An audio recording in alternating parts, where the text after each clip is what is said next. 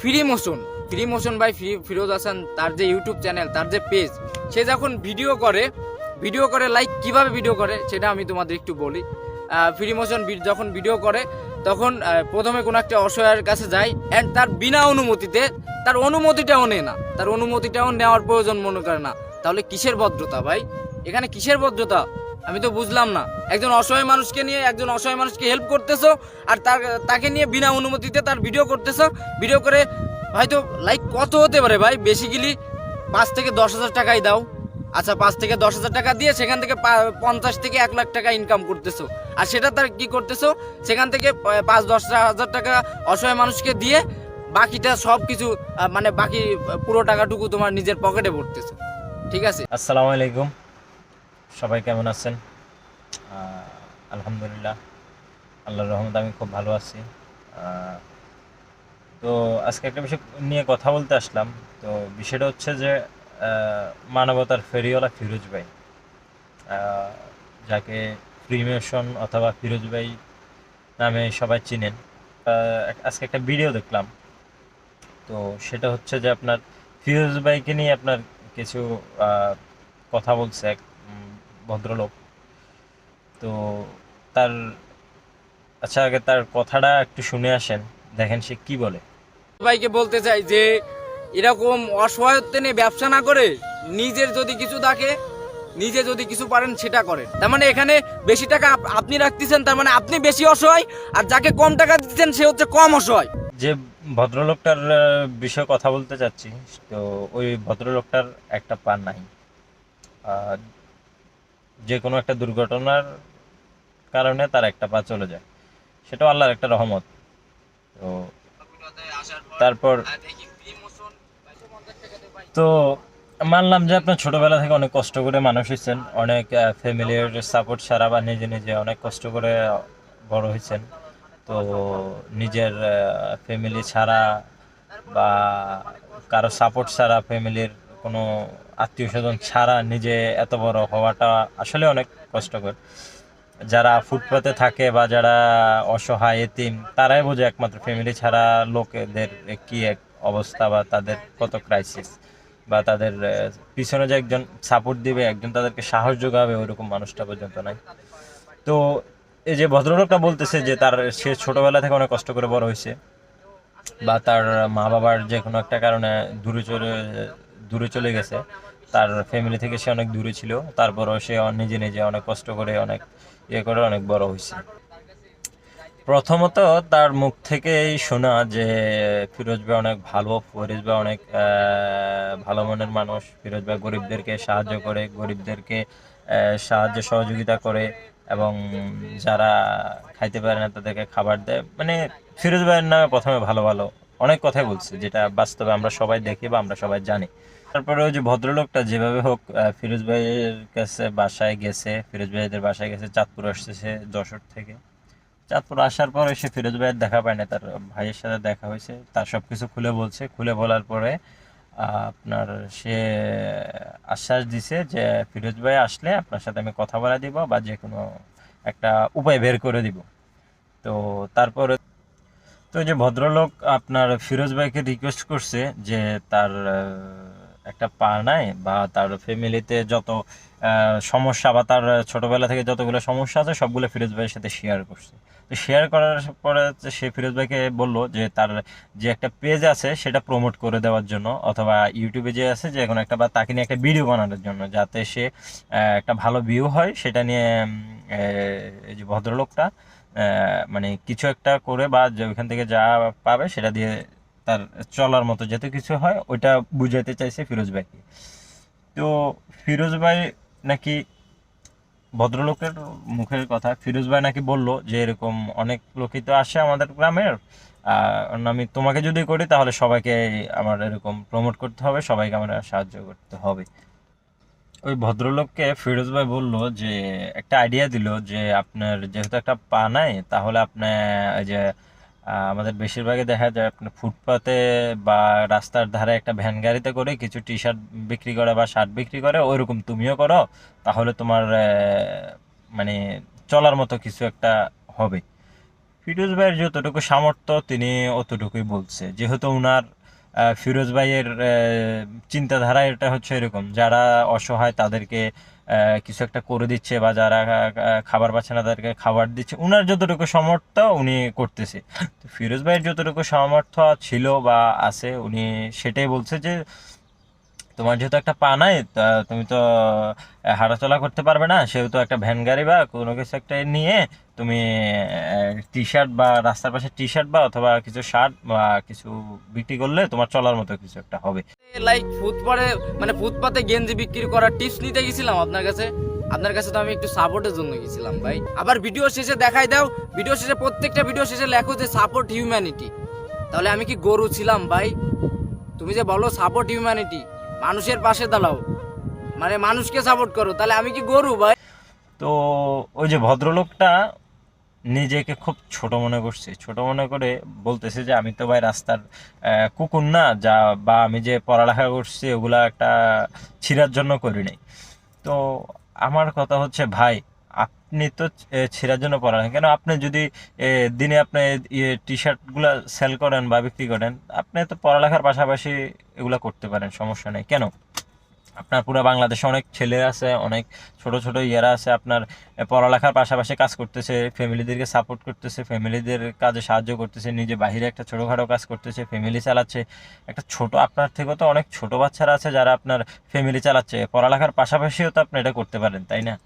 ভাই নাকি তাকে আর একটা কথা বলেছে যে যেহেতু তোমার পা নাই, সেহেতু তুমি এটা নিয়ে একটা ব্যবসা শুরু করতে পারো। যেমন তুমি তোমার পা নাই, এটা নিয়ে একটা মানুষের ইমোশন বা মানুষের মানে দুর্বলতার সুযোগ নিয়ে তুমি একটা ব্যবসা শুরু করতে পারো। ওইটা নিয়ে তুমি ইনশাল্লাহ অনেক মানে বড় হইতে পারবে। আমার জানা মতে ফিরোজ ভাই কেন এরকম, ফিরোজ ভাইয়ের মতো শত ফিরোজ ভাইও মনে হয় না যে আমার এরকম কথাগুলা বলবে, তাকে এরকম একটা উপদেশ বা দুটো উপদেশ দিবে, আমার এরকম কখনো মনে হয় না। কারণ ফিরোজ ভাই ওরকম ধরনের লোকই না। কারণ ফিরোজ ভাইয়ের এই পর্যন্ত যত দিন পর্যন্ত আমার চেনা, বা হয়তো তার সাথে কখনো আমার দেখা হয় নাই, তারপরও তার প্রতি যে একটা ভালোবাসা বা অসহায়দের প্রতি একটা ভালোবাসা, সেটা দেখে মুগ্ধ। তাকে চিনি না যে প্রায় এরকম খুব কম লোকে আছে, প্রায় সবাই কম বেশি ফিরোজ ভাইকে চিনেন। তো ফিরোজ ভাইয়ের নামে এত বড় মিথ্যা কথাগুলা বলা ওই ভদ্রলোকের ঠিক হয় নাই। তারপরও যেহেতু ওই ভদ্রলোকের নিজের মুখে বলা, কিছু বলার নাই। কারণ ফিরোজ ভাইয়ের নামে এরকম একটা মিথ্যা অপবাদ ছড়ানো, একটা তারকে কটূক্তি করে কথা বলা, এসব ঠিক হয় নাই। তার আর একটা কথা হচ্ছে গিয়ে যে আমাদের ফিরোজ ভাই যে অসহায় মানুষদের ভিডিও করে বা তাদেরকে সাহায্য করে, তাদের প্রথমে গিয়ে ভিডিও শুরু করে দেয়, তাদের অনুমতি ছাড়া ভিডিওগুলা করে, এটা নাকি মানে ফিরোজ ভাইয়ের অপরাধ। বিনা অনুমতিতে ভিডিও করেন, ভিডিও করে সেটা আপলোড করেন। সে অসহায় নিজেও জানে না যে আসলে তাকে নিয়ে ভিডিও করা হচ্ছে। কোনো মা, কোনো মহিলা, কোনো মেয়ে, তাদেরকে নিয়ে ভিডিও করতেছেন, তাদের মুখ দেখাচ্ছেন, সবাই দেখতেছে না? ফিরোজ ভাই নিজে শো অফ করে না, মানে একটা গরিব অসহায়ের পাশে দাঁড়াইয়া ভিডিওগুলো করে সেজন্য যে আরো দুই একজন মানুষ দেখে যেন তার ভিডিওগুলো দেখে যেন একটু উৎসাহ পায়, যে আমার এলাকায় বা আমার আশেপাশে তো অনেক এরকম দরিদ্র মানুষ, অসহায় মানুষ আছে, তাদেরকে যেন সাহায্য করতে পারে, ওইরকম যেন উৎসাহ পায়, সেজন্য তিনি ভিডিওগুলো করেন। আর আপনি বলতেছেন যে ওদের ভিডিও করার জন্য অনুমতি নেওয়া লাগবে। আর আচ্ছা মানলাম, আপনি যে ফিরোজ ভাইয়ের নামে ভিডিওগুলো করছেন, আপনি কি ফিরোজ ভাই থেকে অনুমতি নিছেন? বা ফিরোজ ভাই তো আপনার বয়সে অনেক বড়, তা আপনি যে ফিরোজ ভাইকে তুমি তুমি করে বলতেছেন, ফিরোজ ভাইকে আপনার পরিচিত না আপনার আত্মীয় হয় যে আপনি তুমি তুমি করে বলতেছেন? এটা কোন দিক দিয়ে আপনার ভদ্রতা রে ভাই? ফিরোজ ভাই অসহায় মানুষদেরকে নিয়ে ব্যবসা করে। যেমন ফিরোজ ভাই তাদের ভিডিও বানায়, ভিডিও মেক করে যত টাকা যে ফিরোজ ভাই পায়, তার থেকে 1000 টাকা সে অসহায়দের মাঝে দেয়, আর বাকিগুলো টাকা ফিরোজ ভাই ভোগ করে নেয়। তার কথা অনুযায়ী সে এই কথাগুলোই বুঝাতে চাইছে। অসহায় মানুষদের নিয়ে বিনা অনুমতিতে ভিডিও করে যে ইনকামটা করতেছেন, তার তো মানে 5 ভাগের 4 ভাগই আপনি রেখে দিচ্ছেন। 100 ভাগের 70 থেকে 80 আপনি রেখে দিচ্ছেন। এটা কিন্তু আপনার জন্য হারাম হয়ে যাচ্ছে। যদি অন্য অন্য কারোর নামে বলতেন বা অন্য কাউকে নিয়ে বলতেন এতটা কষ্ট লাগতো না। ফিরোজ ভাইকে নিয়ে বলছেন ভাই, খুব কষ্ট লাগছে। আর দ্বিতীয়ত হচ্ছে যে ফিরোজ ভাই কেমন সেটা আমরা সবাই জানি, যে সে কেমন। নিজে এরকম করার জন্য, লাইক ভিউ পাওয়ার জন্য, টাকা কামানোর জন্য যেগুলো করে না সেটা আমরা সবাই জানি। আর আপনি বিপদে পড়ছেন, গেলেন, ফিরোজ ভাই আপনারা সাহায্য করলো না দেখে আজ ফিরোজ ভাই খারাপ হয়ে গেল না? আপনার নিজের মনুষ্যত্বটা কোথায়? আপনার যে নিজেকে দাবি করতেছেন যে আপনি পড়ালেখা করছেন, আপনার নিজের যা ইয়ে আছে, সামর্থ্য আছে, অতটুক দিয়ে আপনি সামনে এগিয়ে যাবেন, এই করবেন সেই করবেন, তাহলে আপনার নিজের পড়ালেখা করে যে মানে আপনার মনুষ্যত্বটা কোথায় গেল ভাই?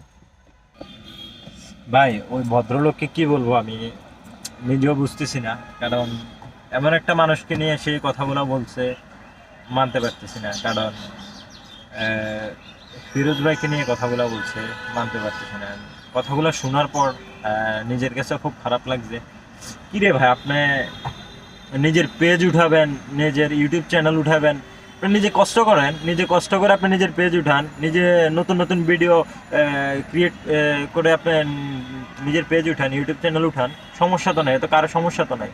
কেন আপনি ভাই ফিরোজ ভাইকে নিয়ে আপনি কটূক্তি করে, ফিরোজ ভাইয়ের নামে আপনি মিথ্যা কথা বলে আপনি নিজে বড় হতে চাচ্ছেন রে ভাই? সর্বশেষ এই কথাটাই বলবো যে আপনি যেটা করছেন এটা ঠিক হয় নাই। আর আমি যদি কোনো ভুল করে থাকি বা আমার কথাবার্তা যদি কোনো ভুল হয়ে থাকে ক্ষমা করে দিবেন।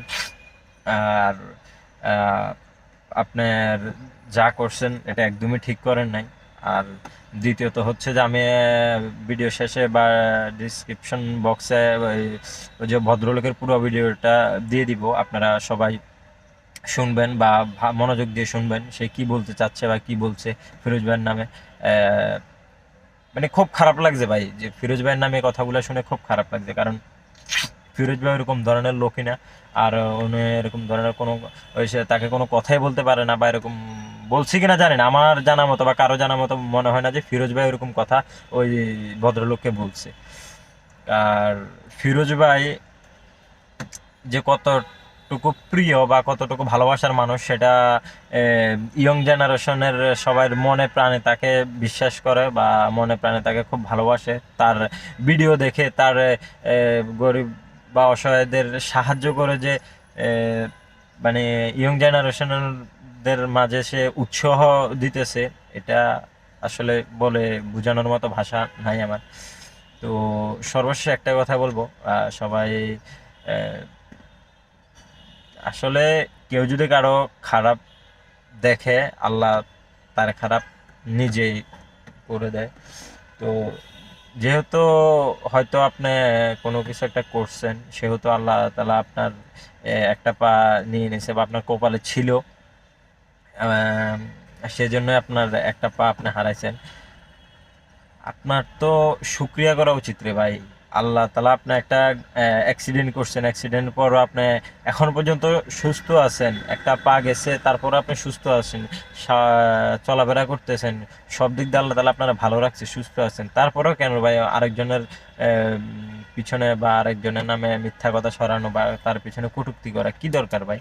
এটা তো খুব খারাপ ভাই, এটা মানতে পারতেছি না। তো খুব খারাপ লাগলো আপনার এই ভিডিওটা দেখে। আপনার আর বলে ভাষা বোঝানোর মতো আমার মানে কিছু নাই। আর সবাই যদি কোনো ভুল করে থাকে বা কোনো কথা ভুল বলে থাকে সবাই ক্ষমা করে দিবেন।